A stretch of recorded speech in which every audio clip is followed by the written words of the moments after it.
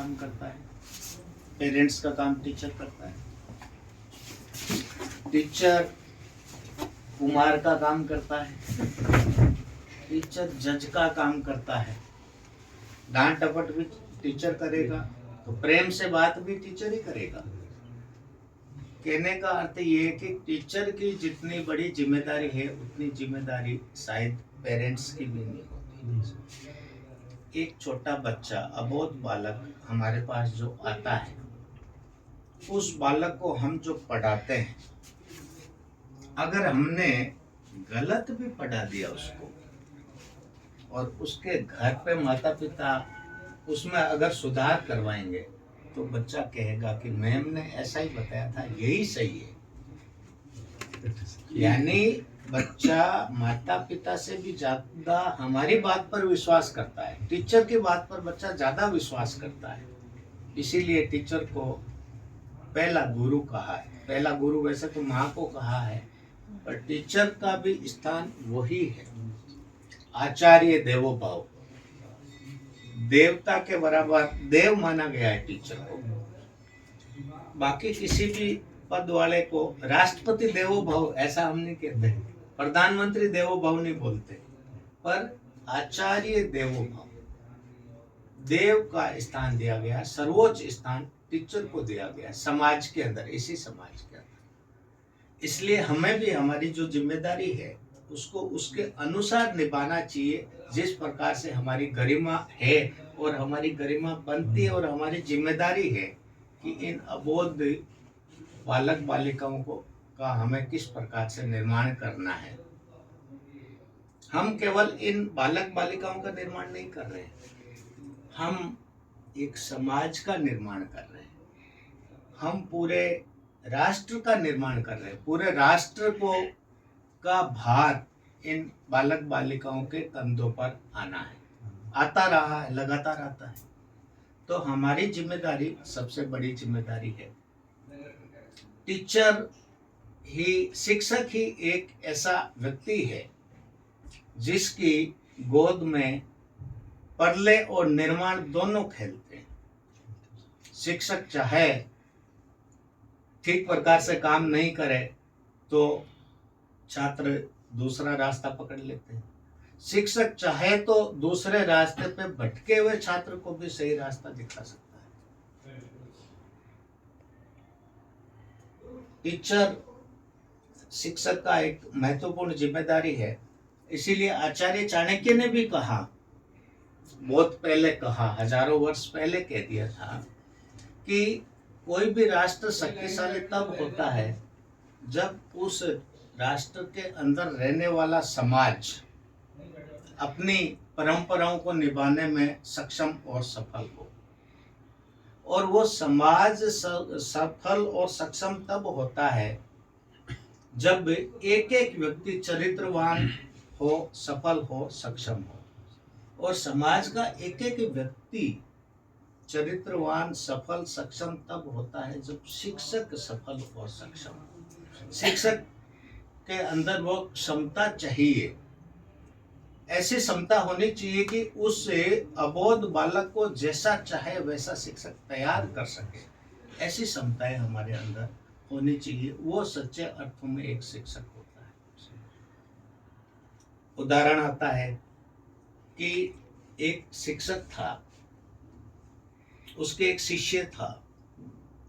वो शिष्य हैंडीकैप्ड था, उसके दायां हाथ नहीं था, पर उस शिक्षक ने ये तय कर लिया था कि इस शिष्य को मैं एक अच्छा पहलवान बनाऊंगा, कुश्ती के अंदर अच्छा पहलवान बनाऊंगा। उस शिष्य को काम दे दिया, प्रैक्टिस, कि आपको यही करना है, एक रास्ता दिखा दिया।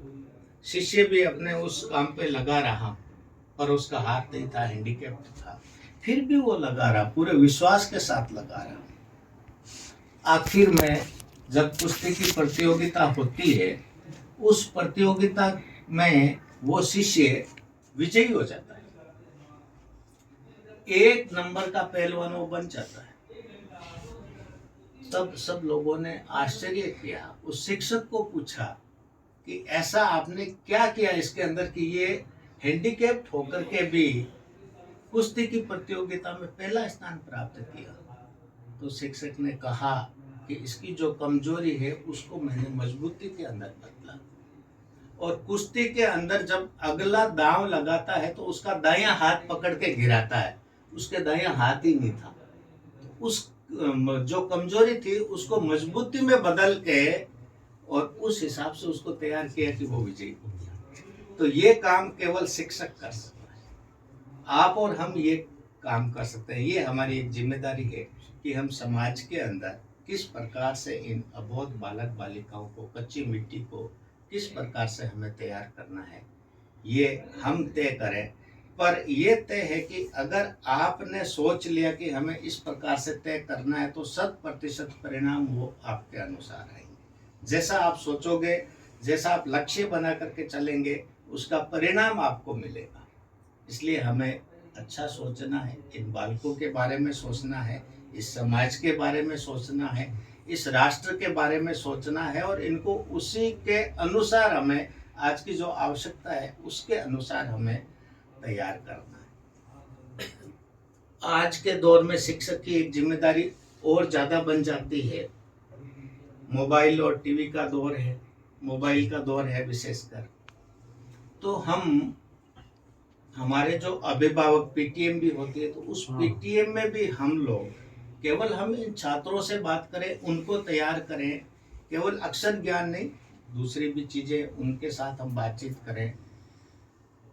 पीटीएम में पेरेंट्स के साथ, माता पिता के साथ भी हम उनके साथ संवाद स्थापित करें। जैसे छोटी छोटी चीज़ें होती है, हम भी घर में कई बार गलती करते हैं। छोटा बच्चा बच्ची है, उसके सामने हम खुद मोबाइल बैठ के देखते हैं, फिर उसको कहते हैं कि मोबाइल नहीं देखना चाहिए, वो नहीं समझेगा। तो हमें इन चीज़ों का भी पेरेंट्स से भी संवाद करना है, हमें भी ध्यान रखना है कि बच्चों के सामने हम ये चीज़ें कम से कम नहीं करें।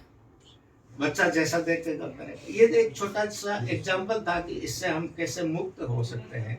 तो इसके लिए हमें और भी कई सारी जो चीज़ें हैं बच्चों के साथ हमें करनी चाहिए। भाषा पे किस प्रकार से नियंत्रण हो, किस प्रकार के शब्दों का चयन हो, कैसे बातचीत घर पे करनी चाहिए, घर पे क्या शिष्टाचार है, हम व्यवहार में सड़क पे चलते हैं तो क्या शिष्टाचार है, ये सारी की सारी जिम्मेदारी इनको सिखाने की हमारी है। केवल अक्षर ज्ञान देना ये जिम्मेदारी नहीं है। शिक्षक की भूमिका एक वृद्ध रूप में है, बड़ी भूमिका है। इन सब चीज़ों को हमें ध्यान में रखते हुए इन छात्र छात्राओं के साथ साथ इनके माता पिता से भी हमें संवाद करना चाहिए। धन्यवाद।